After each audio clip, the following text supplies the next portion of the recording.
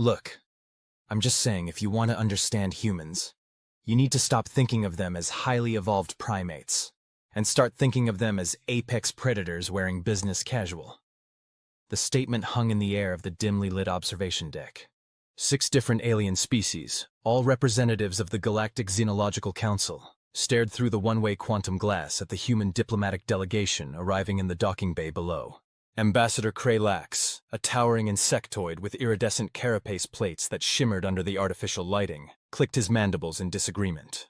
That's preposterous, Zorlak. They're classified as omnivorous social mammals. Their dental structure alone. Their teeth are the least terrifying thing about them, interrupted Zorlak, a stocky reptilian with leathery azure skin who was nervously tapping his clawed fingers against the railing. Trust me, I've spent more time studying them in their natural habitat than anyone else on this station. Dr. Thrix, the group's resident xenobiologist, unfurled her feathery appendages in what the others recognized as her species equivalent of an eye roll. Here we go again. Another one of Zorlak's wild theories about humans being secretly dangerous. Her voice had the melodic quality typical of the avian pletherians, but currently carried an unmistakable note of exasperation. Not secretly dangerous, Zorlak corrected, pointing one clawed finger at her. Obviously dangerous, but in ways our standard classification systems fail to capture. Look at them down there. Below the 5 human representatives, 3 females and 2 males according to their dimorphic species norms, were chatting amicably with the station's greeting committee. They were smiling, gesturing with their bizarrely jointed upper limbs, occasionally baring their teeth in what humans insisted was a friendly expression, rather than a threat display. I see 5 unarmed bipeds with no natural defenses to speak of, remarked Gelvix, the gelatinous sentient who served as the council's cultural liaison. His translucent body rippled with skepticism. No claws, minimal musculature compared to many species, thin skin with no protective adaptations. Zorlak hissed in frustration. That's exactly what I'm talking about. You're cataloging physical features instead of observing behavioral patterns. What do you see when you look at their eyes? The 6 aliens fell silent, focusing their various sensory organs on the humans' faces. I see nothing remarkable, said Ambassador Kralax after a moment. Small binocular organs with brown, blue, and green irises. Forward-facing, as is common in predators, finished Zorlak. But it's more than that. There's something in the way they track movement, the way they hold prolonged eye contact, the way they're constantly, subtly scanning their environment even while engaged in conversation. Little did the observing aliens know that their conversation was being mirrored almost exactly in the docking bay below. They're watching us right now, aren't they? Said Lieutenant Talia Fleming without breaking her smile or looking up from the digital tablet she was pretending to examine. Her dark eyes flicked momentarily to the observation deck above. Commander Eli Robinson nodded almost imperceptibly while continuing to listen to the station administrator drone on about docking protocols. Observation deck, one-way glass. 6 different species. The big bug is definitely in charge. Dr. Victoria Walsh sighed inwardly. 20 years as a xenolinguist had taught her that first contact scenarios always involved this strange dance of pretended casualness, while both sides sized each other up. Humanity had been part of the galactic community for less than a decade, and these diplomatic missions still carried the weight of representing an entire species. I swear they all look at us the same way, muttered technical specialist Owen Cooper under his breath, like they're trying to figure out if we're going to suddenly go feral and start gnawing on their appendages. Well, stop giving them reasons to worry, Dr. Walsh replied quietly. And for God's sake, blink occasionally. You've been staring at that Frixian like you're trying to telepathically make his head explode. Security Chief Zoe Mitchell snorted, quickly disguising it as a cough. To be fair, every species we've met has some weird misconception about humans. Remember the Galvorians who thought we were all telepathic because we can read each other's facial expressions? Or the Miktari who were convinced we were lying about not having venomous spines, added Robinson with a barely suppressed grin. The station administrator, a tall, willowy being with silvery skin and 4 arms, paused his speech and regarded the humans with what might have been suspicion. Is something amusing about our airlock sanitization procedures, Commander? Not at all, Robinson replied smoothly. We're just eager to begin the cultural exchange portion of our visit. My team has been studying your customs extensively. The administrator seemed placated and resumed leading them toward the diplomatic quarters. As they walked, Dr. Walsh couldn't help but notice how the various alien species they passed reacted to their presence. Some showed clear signs of curiosity, others displayed caution, But the most interesting reactions came from species she recognized as apex predators on their own worlds. A pair of Vikrathi hunters, massive feline beings with 6 limbs and razor-sharp quills running down their spines, actually stopped and tracked the humans with their golden eyes. One of them made a gesture that Walsh recognized from her studies as a sign of wary respect. "Did you see that?" she whispered to Mitchell. "Yeah," the security chief replied. "Third time I've seen that reaction from their kind. It's like they recognize something in us." "Great," Cooper muttered. "The space tigers think we're kindred spirits. That's not concerning at all." Back on the observation deck, the debate was heating up. "I've compiled extensive data on human physiology and behavior," Dr. Thrix was saying, her feathers puffed in academic indignation. "They are classified as persistence predators historically, yes. But their modern society has evolved well beyond—" "Beyond what?" challenged Zorlak. "Beyond the need to hunt? Perhaps. Beyond the instincts and adaptations that made them successful hunters? Absolutely not." He gestured broadly with his scaled arms. "Do you know why almost every species finds something unsettling about humans, even if they can't put their appendage on exactly what it is?" The sixth observer, a crystalline entity named Vorzilix, who had remained silent until now, emitted a soft chiming sound that served as their form of communication. The universal translator rendered it as, "Because they pattern match to predators across different evolutionary paths." Zorlak pointed at Vorzilix triumphantly. "Exactly, thank you." Ambassador Kralax's antennae twitched irritably. "Explain." "It's convergent evolution on a galactic scale," Zorlak said, warming to his subject. "Different worlds, different evolutionary paths, but certain traits remain consistent among apex predators. Forward-facing eyes for depth perception and targeting, the ability to focus intently on potential prey while maintaining awareness of surroundings, a certain stillness before action. Humans display all these traits," acknowledged Gelvix reluctantly, his gelatinous form rippling. "But so do many species that aren't considered particularly dangerous." "It's not any single trait," said Zorlak. "It's the combination, plus something else. Something in their gaze that triggers recognition from other predator species." "A preposterous notion," scoffed Kralax. "You're anthropomorphizing, or rather, projecting sentient intent onto evolutionary adaptations." Vorzilix chimed again. "Perhaps a demonstration would be illuminating. I believe the Vikrathi delegation is currently on board.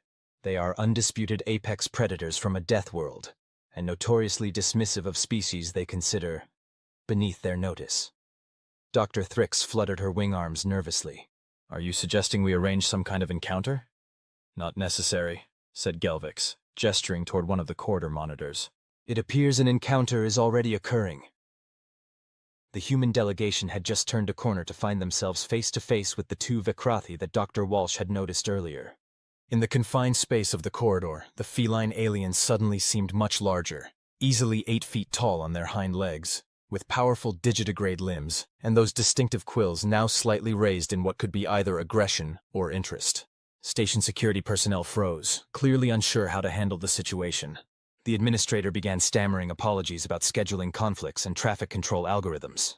Commander Robinson stepped forward slightly, positioning himself just half a step ahead of his team. Without making it obvious, he was taking a protective stance. "No apologies necessary," he said calmly. "We're honored to meet representatives of the Vikrathi Dominion."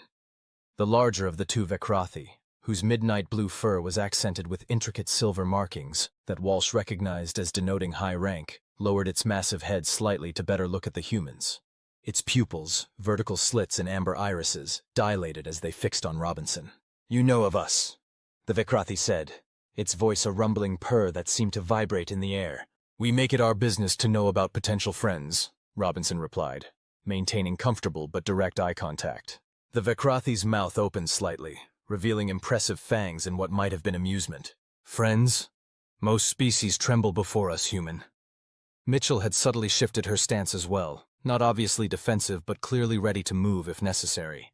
Cooper looked like he was trying very hard not to seem like prey, while Dr. Walsh observed the interaction with fascination.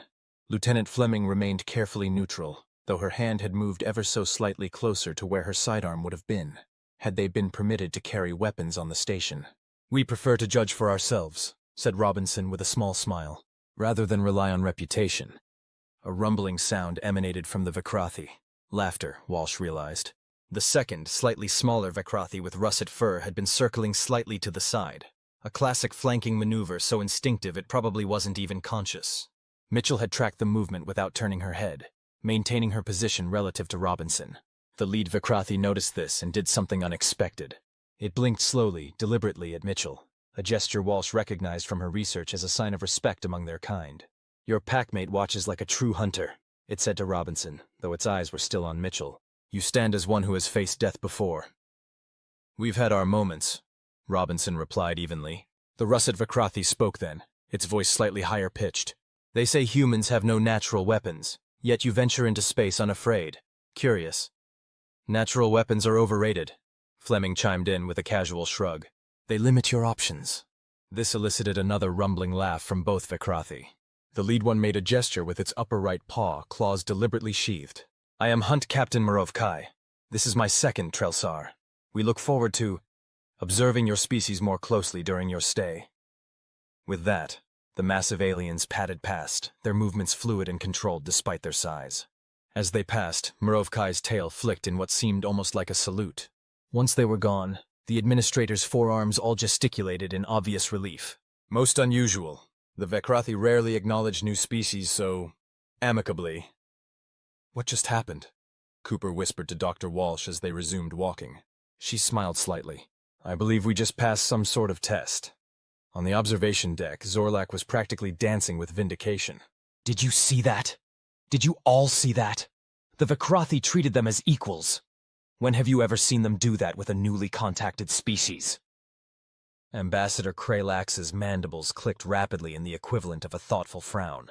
"It was unexpected, but hardly proof of your wild theory about humans being apex predators in disguise."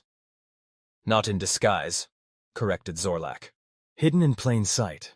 We're so focused on obvious physical adaptations, claws, fangs, venom sacs, whatever, that we're blind to the predatory nature that doesn't fit our classification schemas." Dr. Thrix reluctantly folded her feathery arms. "I admit the interaction was unusual. The Vecrothi typically treat non-predator species as beneath their notice." "It's the eyes," insisted Zorlak, "and the way they move. Did you notice how the human security officer tracked the second Vecrothi without being obvious about it? How the lead human positioned himself? These aren't learned behaviors. They're instinctive." Gelvix's gelatinous form undulated skeptically. "Even if there is some validity to your observations, what practical implications does this have for diplomatic relations?"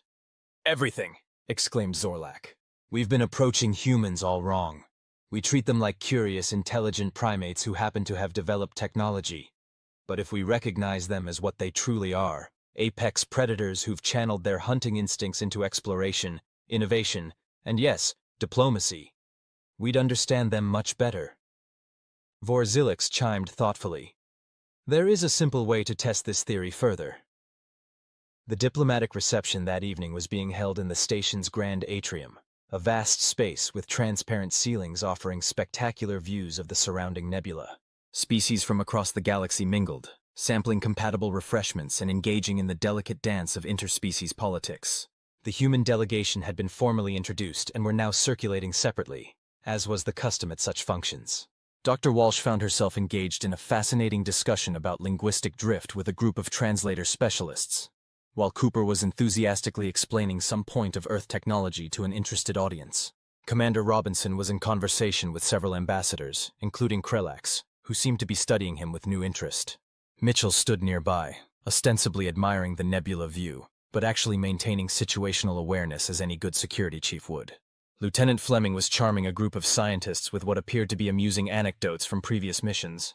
None of them noticed when the atmosphere control systems subtly changed, introducing a nearly imperceptible shift in lighting and background noise. Across the atrium, every predator species suddenly tensed.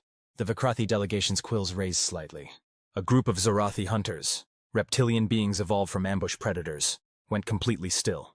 Even the typically languid Mirex, aquatic predators who rarely left their water environments, suddenly focused their compound eyes on the same point in the room.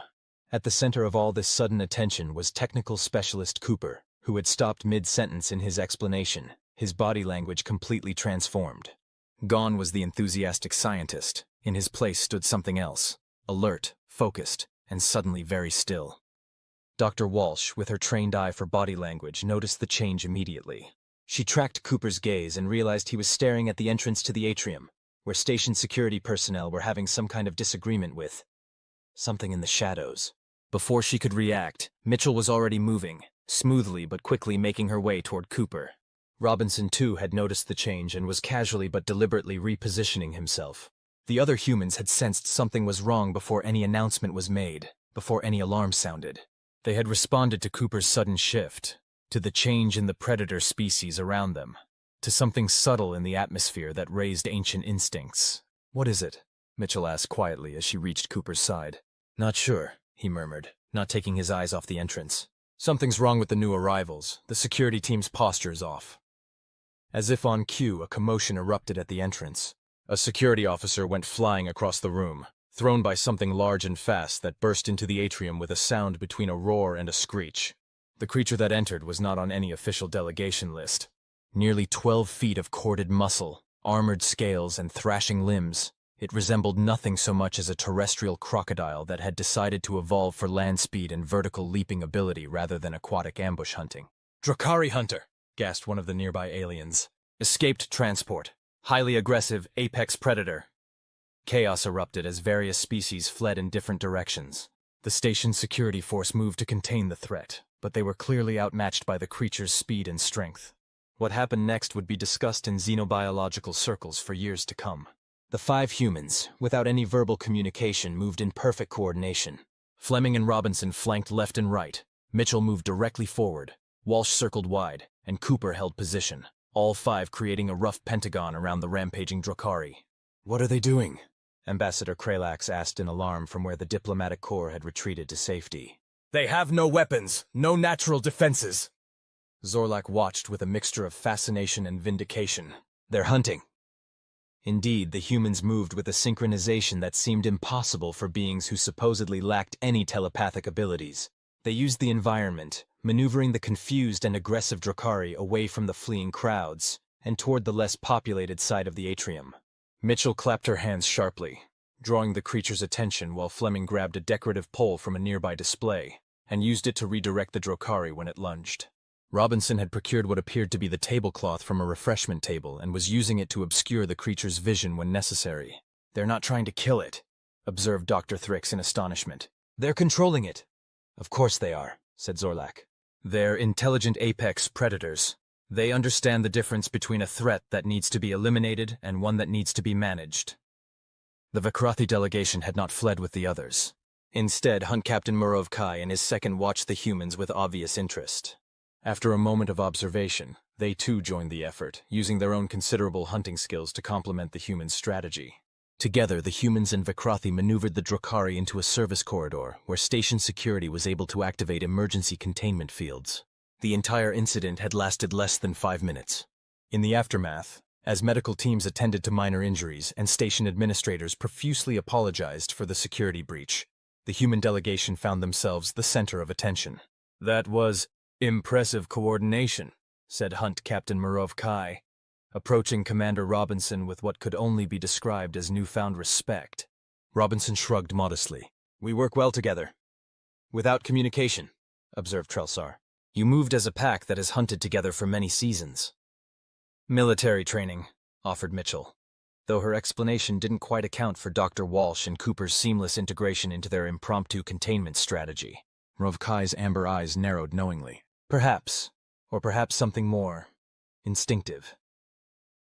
Later that evening, the human delegation gathered in their assigned common room to decompress and discuss the day's events. "So," said Fleming, sprawling comfortably across a couch designed for a species with very different proportions, "I think we made an impression." "That's one way of putting it," replied Robinson, who was reviewing security footage of the incident on a tablet, "though I'm not sure it's the impression we were sent here to make." Dr. Walsh looked up from her notes with a thoughtful expression. "Actually, I think it might be exactly the impression we needed to make, just not the one we planned. The Vikrathi delegation has requested a private meeting tomorrow. They're suggesting a joint hunting expedition in the station's recreational simulator." "A hunting trip?" Cooper looked incredulous. "With the giant 6-limbed space tigers who could tear us apart without breaking a sweat?" "It's a tremendous honor," explained Walsh. The Vikrathi rarely invite other species to join their hunts. It's a sacred cultural activity for them. Mitchell nodded. Makes sense. They recognized kindred spirits today. That's what I'm worried about, said Robinson with a frown. We're supposed to be establishing ourselves as a peaceful, collaborative addition to the galactic community, not reinforcing some stereotype about humans being dangerous predators. Why can't we be both? Asked Dr. Walsh, setting aside her tablet. Every species out there is the product of their evolutionary history. We didn't stop being what we are just because we developed technology and civilization. Cooper snorted. Speak for yourself. I'm a computer specialist from Milwaukee. The most predatory thing I do is order takeout. And yet, said Mitchell with a knowing smile, you were the first one to notice something was wrong tonight. Before any alarm, before any announcement. You went still, you focused, you tracked the threat. Classic predator behavior. That's just basic situational awareness, Cooper protested, though he looked uncomfortable with the observation. Is it? Pressed Walsh. Or is it millions of years of evolution as pursuit predators hardwired into our neurology? The way we move, the way we observe, the way we process our environment. It's all shaped by our evolutionary past as hunters. Robinson sighed. Whatever it is, we need to be mindful of how we're being perceived. The Xenological Council is already monitoring us closely. I don't want them deciding humanity is too predatory to be trusted with advanced technology or expanded territory rights. I think we're past that point, said Fleming, scrolling through her own tablet. Have you seen the station's internal news feeds? They're calling us the Predators Without Claws. Apparently we're trending. Wonderful, groaned Robinson. Actually, it might be, said Walsh thoughtfully. Look at how the Vikrathi's attitude toward us changed after today. There's respect there now, understanding. Maybe leaning into this recognition between apex species is exactly what we need for meaningful diplomatic advancement. Dr. Walsh may have a point, Mitchell added. In my experience, most species respond better to authenticity than carefully constructed diplomatic facades. If other predator species are recognizing something in us, denying it will only create distrust. Robinson rubbed his temples. So what are you suggesting? We embrace being seen as dangerous predators? Not dangerous, corrected Walsh. Capable, competent, adaptable. All the qualities that made us successful hunters also make us valuable allies. Cooper looked skeptical. And you think going hunting with the space tigers will help convey that message? I think it's a start, said Walsh with a smile. Cultural exchange happens in many forms. Sometimes it's formal diplomatic talks. Sometimes it's trading art and literature. And sometimes it's recognizing the apex predator in each other's eyes and acknowledging a certain kinship. The following day, on the observation deck, Zorlak was practically giddy with excitement as he watched the human delegation prepare to enter the recreational simulator with the Vikrathi hunting party. This is unprecedented, he told his increasingly interested colleagues. The Vikrathi have never invited a newly contacted species to join a hunt. Ambassador Kralax's earlier skepticism had given way to cautious curiosity. I admit their behavior during yesterday's incident was noteworthy. The coordination they displayed without verbal communication suggested trained responses. Not training alone, insisted Zorlak. You don't train instinct, you channel it. Look at how they're interacting with the Vikrathi now. Watch their body language. Below, the humans were being shown various traditional Vikrathi hunting implements. Though the aliens towered over them, there was none of the intimidation or subtle dominance displays the Vikrathi typically exhibited toward non-predator species. Instead, there was a palpable sense of mutual assessment, of equals recognizing equals despite vast physical differences. Dr. Thrix, who had been quietly reviewing biological data, finally spoke up. I've been reanalyzing human physiological metrics with your theory in mind, Zorlak. Their endurance capabilities are actually quite remarkable. Few species can match their thermoregulation efficiency over long distances, and their visual processing, the way they detect motion and track multiple objects simultaneously, is consistent with evolved predator traits. Exactly, Zorlak exclaimed. And it goes beyond physical adaptations. Their problem-solving approach, their risk assessment patterns, even their social structures, all contain elements common to cooperative hunting species. Gelvix's gelatinous form rippled thoughtfully. If there is merit to this perspective, we may need to reconsider our diplomatic approaches. Predator species respond to different incentives and deterrents than herd species. Vorzilix chimed in agreement. Their territorial behaviors would also be interpreted differently. What we might consider aggressive expansion could simply be exploration driven by hunting instincts redirected toward discovery. Ambassador Kralax's antennae twitched in what might have been concession. I will recommend a reassessment of our human integration protocols to the Council. If Zorlak's observations prove consistent, our current approach may be suboptimal. Zorlak couldn't suppress a triumphant hiss. Finally! Maybe now we can start understanding them as they actually are, not as our classification systems want them to be. Inside the simulator, the joint human Vikrathi hunting party was preparing for their expedition. The environment had been programmed to resemble a dense forest world, complete with realistic flora and simulated prey animals that presented genuine challenges without any actual harm being done. The Drexcore is a swift, cunning prey animal, explained Hunt Captain Murovkai as the group gathered at the starting point. It employs deception, false trails, and remarkable speed, a worthy challenge for any hunter. Commander Robinson nodded, examining the lightweight composite spear he'd been given. The Vikrathi hunting implements were surprisingly sophisticated, balanced for throwing or close work, with adjustable features that could be customized to different hunting styles. How do your people typically pursue this prey? He asked. Murovkai's amber eyes gleamed with approval at the question. We hunt as the pride cooperates. Some track, some drive, some intercept. Each hunter finds their strength in the pack's strategy. Dr. Walsh, who had insisted on participating despite Robinson's concerns, was absorbing every detail with academic fervor. The Vikrathi hunting rituals were complex and steeped in cultural significance beyond the mere practicality of the hunt. Before we begin, said Trelsar, the russet-furred second-in-command, we would share the hunter's acknowledgement with you. He gestured to the small ceremonial markings each Vikrathi wore on their fur, temporary dyes in intricate patterns. Walsh stepped forward immediately. We would be honored. The Vikrathi ritual that followed involved the application of similar markings to the humans' faces and hands, dots and sweeping lines in earthy pigments that, Walsh realized, mimicked the natural camouflage patterns of Vikrathi cubs. They were being symbolically adopted into the hunting pride. As Trelsar applied the final mark to Commander Robinson's forehead, he spoke in the rumbling, purring language of his people, which the translators rendered as, "We hunt together as one pride, with respect for the prey's spirit and gratitude for the challenge it provides us." Robinson, sensing the significance of the moment, responded with careful dignity. "We are honored to join your pride and learn from your ways." Something shifted in that moment. A subtle change in the atmosphere that had nothing to do with the simulator's environmental controls. The Vikrathi hunters regarded the humans not as curious aliens to be tolerated, but as fellow predators worthy of inclusion in their sacred tradition. The hunt that followed would later become legendary in both human and Vikrathi diplomatic circles. The humans, lacking the raw speed and strength of their Vikrathi counterparts, naturally fell into the roles of trackers and strategists. Cooper, surprisingly, displayed an uncanny ability to spot the subtle signs of the prey's passage that even the keen-eyed Vikrathi sometimes missed. Mitchell and Fleming excelled at predicting the Drexcore's evasion patterns and positioning themselves accordingly. Dr. Walsh observed and documented everything with the eye of both scientist and participant, occasionally offering insights from her knowledge of terrestrial predator-prey dynamics that proved unexpectedly applicable.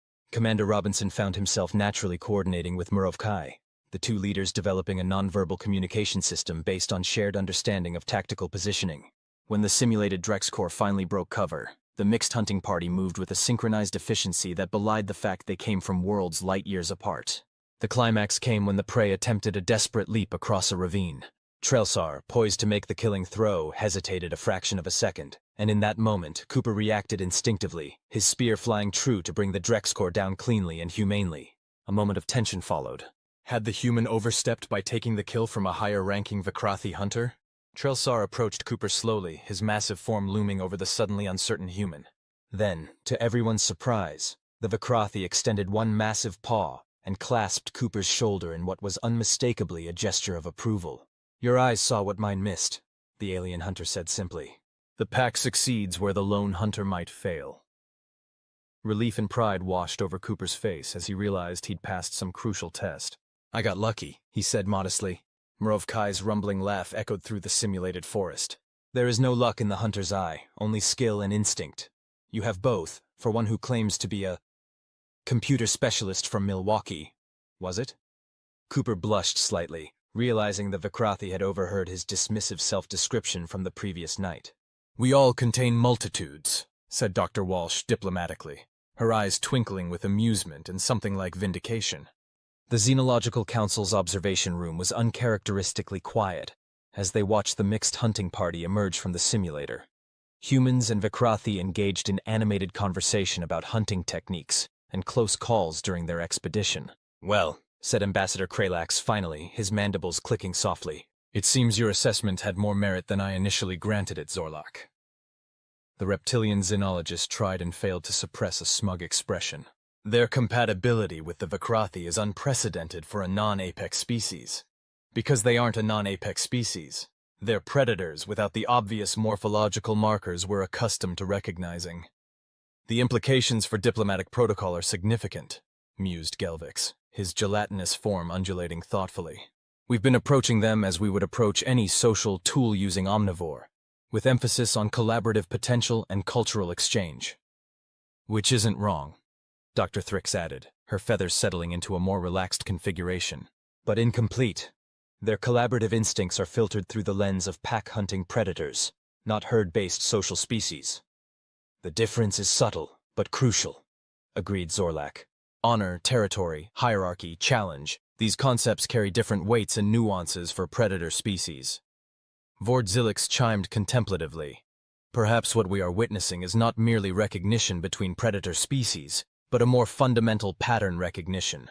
The Vikrathi see in humans not just the physical adaptations of predators, but the cognitive and behavioral signatures as well. It's in their eyes, insisted Zorlak, returning to his original observation. That focused, assessing gaze that says, I see you, I evaluate you, I calculate your movements. Other predators recognize it instantly, because they do the same. Ambassador Kralax's antennae twitched in what might have been reluctant agreement. I will inform the Council that our approach to human integration may require recalibration. One standard week later, the human delegation prepared to depart the station. Their mission had been extended beyond the original schedule due to unprecedented interest from multiple species, particularly those classified as apex predators on their respective worlds. The human diplomatic presence, initially viewed with cautious curiosity by most species, had evolved into something more complex and, potentially, more valuable. The incident with the escaped Drokari, followed by the successful joint hunt with the Vikrathi, had catalyzed a shift in perception. As they gathered their belongings, Dr. Walsh was reviewing her extensive notes on the experience. Something on your mind, Doctor? Asked Commander Robinson, noticing her thoughtful expression. Just contemplating evolutionary convergence on a galactic scale, she replied with a small smile. And the irony that after all our careful diplomatic preparation, what ultimately connected us with many species here was something we didn't even think to highlight. Our predatory nature. Robinson nodded, looking out the viewport at the bustling station activity. I've been thinking about that. We've spent so much effort presenting ourselves as peaceful explorers, scientific minds, cultural contributors, all of which is true, but incomplete. We wanted to avoid being seen as threatening, said Mitchell from where she was performing a final security sweep of their quarters. Not an unreasonable precaution for a species joining a galactic community, where most members have more obvious natural defenses than we do. But we overlooked something fundamental, Walsh continued. Our history as persistence hunters shaped not just our bodies, but our minds, our social structures, our problem-solving approaches. We didn't stop being apex predators just because we built cities and developed technology.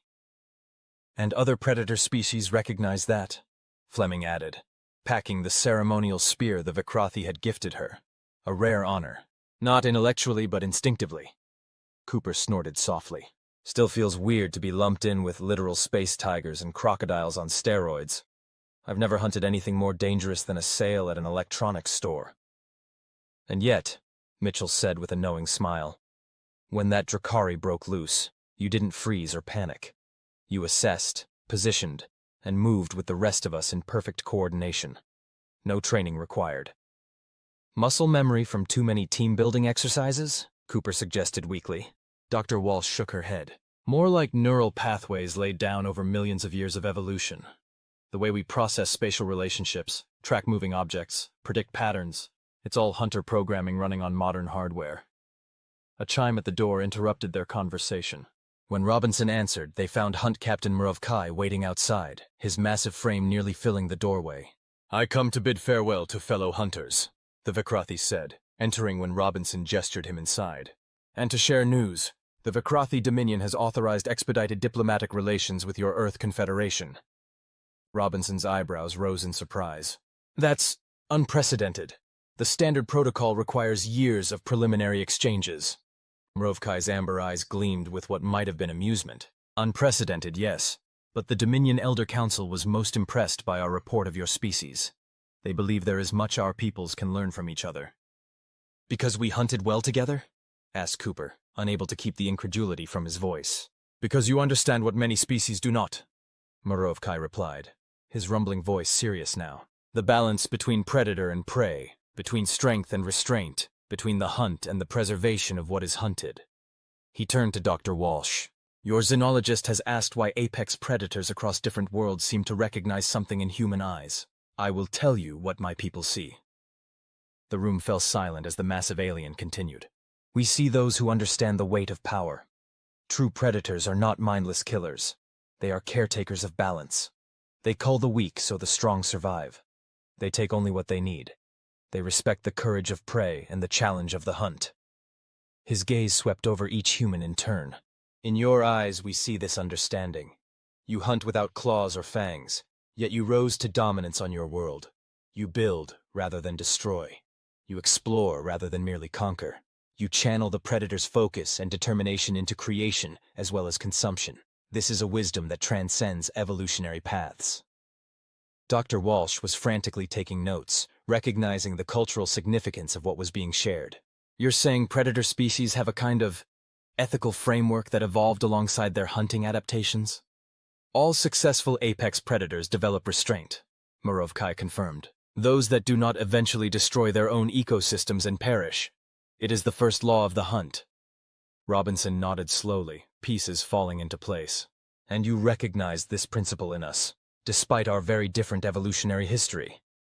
It is in your eyes, the Vikrathi repeated simply. The measured assessment, the calculated restraint, the understanding that true power lies not in domination, but in balance. After Morovkai departed, the humans sat in contemplative silence for a long moment.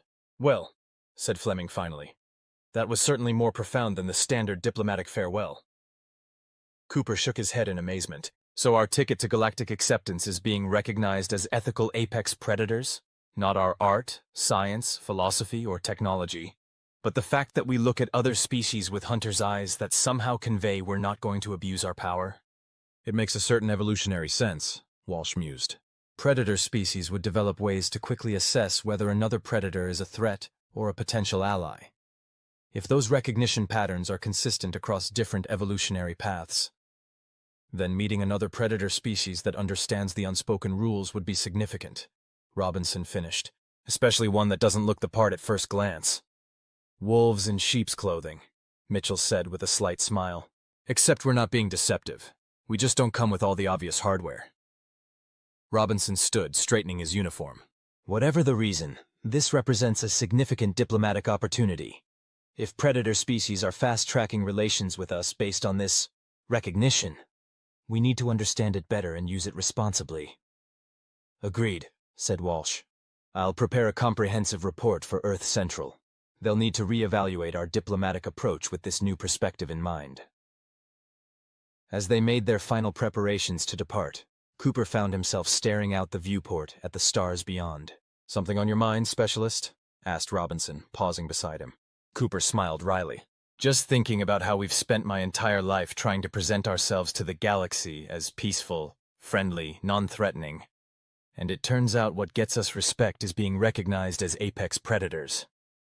Not just predators, Robinson corrected. Predators with ethics. Hunters who understand restraint. There's a difference. Still, Cooper said, not exactly the we come in peace narrative I grew up with. Robinson clapped him on the shoulder. Maybe we come in peace means something different when it's said by a species that could choose otherwise, and deliberately doesn't. 6 months later, Dr. Alara Walsh stood before the Earth Confederation Council, concluding her presentation on what had become known as the Predator Recognition Theory. In summary, she said, gesturing to the holographic display showing comparative data from 12 different apex predator species. We've documented consistent patterns of accelerated diplomatic relations between humans and species, classified as evolutionary apex predators. These species consistently report recognizing something familiar in human behavior, movement patterns, and particularly in our eyes and gaze patterns. Councillor Dorsey, representing the North American Union, leaned forward with interest. And you believe this recognition is based on convergent evolution of not just physical traits but cognitive and ethical frameworks? The evidence supports that conclusion, Walsh confirmed. Apex predator species across different evolutionary paths appear to have developed strikingly similar restraint mechanisms, ethical frameworks regarding power dynamics, and recognition patterns for identifying others who share those traits.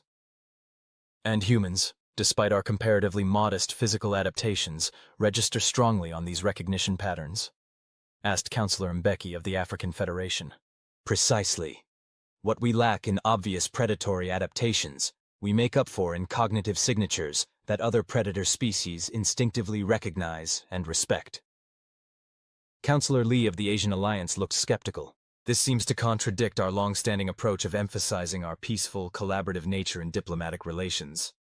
Not contradict, Walsh corrected carefully. Complement. We are collaborative and peaceful by choice, not by nature or necessity.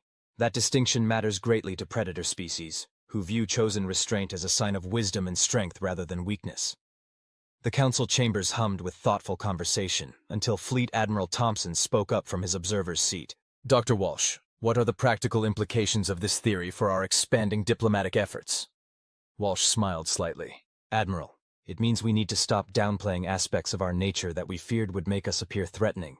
Our strategic thinking, our territorial exploration drives, our competitive spirit, our willingness to face challenges. These are all aspects of our predatory heritage that have been channeled into civilization rather than abandoned. She advanced to the final slide of her presentation, showing the dramatic increase in diplomatic agreements with predator-dominated worlds since the new approach had been implemented. By embracing this aspect of ourselves, not with aggression but with honest acknowledgement, we've opened doors that were previously closed to us. The Vikrathi Dominion has become one of our strongest allies. The Zarathi Clutch has offered unprecedented technology-sharing agreements. Even the notoriously isolationist Mirex have invited human representatives to their oceanic cities. Admiral Thompson nodded thoughtfully. Because they recognize something in us that they understand. Predator to predator. Yes, said Walsh, but with an important distinction. They don't just see us as fellow predators. They see us as predators who have successfully channeled those instincts into creation, exploration, and preservation. That balance fascinates them. Councillor Dorsey sat back, looking troubled. I'm concerned about the message this sends to non-predator species. Are we potentially alienating peaceful, collaborative civilizations by emphasizing our predatory nature? A valid concern, Walsh acknowledged. But our research suggests the opposite effect. Non-predator species have historically been wary of obvious predator species, but uncertain how to categorize humans. This clarity actually reduces anxiety by making our position in the ecosystem explicit, and our restraint more meaningful. The council chairman, a distinguished diplomat named Elijah Bennett, who had been listening silently throughout the presentation, finally spoke. What you're describing, Dr. Walsh, is not just a recognition pattern between species with similar evolutionary backgrounds. It's a fundamental realignment of how we understand ourselves in the galactic context. Walsh nodded. Yes, Mr. Chairman. For too long we've tried to present ourselves as having transcended our evolutionary history, as if building civilization meant abandoning our nature rather than redirecting it. But other predator species see through that facade instantly. They recognize the hunter in our eyes. And that recognition is not a cause for alarm, but for respect, the chairman mused. Exactly, because what they recognize isn't just the capacity to hunt, but the wisdom to know when not to. That balance, that deliberate restraint of power, is the true mark of an apex predator that has survived long enough to reach the stars. The council voted unanimously to adopt the new diplomatic framework. Humanity would no longer hide from its nature as persistence predators who had channeled hunting instincts into exploration, innovation, and creation. They would acknowledge the hunter's gaze that other predator species recognized in their eyes, and the ethical framework that had evolved alongside it. 3 years later, Commander Eli Robinson, now Ambassador Robinson, stood with Dr. Elara Walsh on the observation deck of the newly constructed Galactic Council headquarters, watching representatives from over 200 species gather in the chamber below. "Quite a change from our first diplomatic mission," he remarked, nodding toward where a Vekrathi delegation was engaged in animated conversation with representatives from Earth. Walsh smiled. "Indeed. Though I suspect Hunt Captain Ambassador Murovkai, would say he knew all along what would come of that first hunt we shared." "Always the visionary," Robinson agreed with a chuckle. "Speaking of visionaries, where's Cooper? I thought he'd be here for the big moment." "Technical Director Cooper," Walsh corrected with mock formality, "is finalizing the new interspecies communication protocols with the Zarathi team. Something about quantum entanglement enabling faster-than-light communication that actually preserves emotional context across species barriers." Robinson shook his head in amusement. From reluctant predator to pioneering diplomat. Who would have thought? "I think that's been the story of our species all along," Walsh replied thoughtfully. Reluctant predators who turned hunting instincts into curiosity, territorial drives into exploration, pack coordination into civilization. Below, the chamber was calling to order as the historic vote approached, the formation of the first truly integrated Galactic Council, with Earth holding a founding seat alongside much older galactic civilizations. "We've come a long way from being seen as curious primates who might be granted observer status if we behaved ourselves," Robinson observed. Walsh nodded, watching as the voting began. "All because we finally stopped hiding from what we are and started understanding how other species see us." "And how do they see us, Dr. Walsh?" asked Robinson with a small smile, already knowing her answer. She turned to him, her eyes reflecting the stars visible through the vast viewport behind them. The same stars that humans had gazed upon as hunters long before they had names for the constellations, the same stars they now reached toward with the focused determination that was their evolutionary heritage. "They see what has always been there," she said simply. "Apex predators who chose to create rather than merely consume. Hunters who turned tracking skills into scientific inquiry. Pack animals who expanded the definition of pack to include not just other humans, but other thinking beings across the galaxy."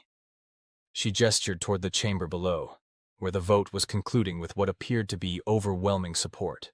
"They see the hunter's eyes that recognize the value of prey, the importance of balance, the responsibility of power. And in that recognition, they find not a threat, but a kindred spirit worthy of trust." Robinson nodded, satisfied. "Not bad for a species without claws or fangs." "We never needed them," Walsh replied with a smile. "We had something better. We had eyes that could see beyond the next meal to the next horizon. We had minds that could turn the thrill of the chase into the joy of discovery." Below, the vote was confirmed. The vote was: Earth was officially a founding member of the new Galactic Council. A new era of interspecies cooperation had begun, built on honest recognition of what each brought to the table: predator and prey, hunter and builder, strength and wisdom. And it had all started with something as simple, and as profound, as the recognition between predators across the stars. The unmistakable something that apex predators from every world seemed to recognize in human eyes. The end.